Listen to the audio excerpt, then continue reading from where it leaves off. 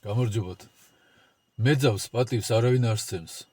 აჭმევენ, ასმევენ, მანქანით ასეირნებენ, ფულსაც აძლევენ, მაგრამ პატივს არ სცემენ. იმიტომ რომ ადამიანმა თავისი ღირსება თვითონ დათმო.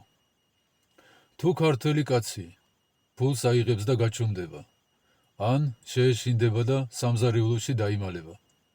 აქ ისეთი ამბები ატყდება, მარტო ტელევიზორში რომ გვინახავს. რადგან ყოველ ჩამოსულ მუხამედს ეცოდინება, რომ ფული აქვს გადახდილი და სამართლებრივად ეკუთვნის, რომ თქვენ და თქვენი შვილები მას მოემსახურონ. ყველას, ვისაც საქართველოს აწმყოზე და მომავალზე გული შეგტკივათ, მოგიწოდებთ კვირას თბილისში რუსთაველზე შევიკრიბოთ და მტერსაც და მოყვარესაც დავანახოთ, რომ ჩვენ არ ვიყიდებით. არც 30 ვერცხლზე, არც 6 მილიარდზე, არც 666 მილიარდზე. მერთმა გაგახაროთ.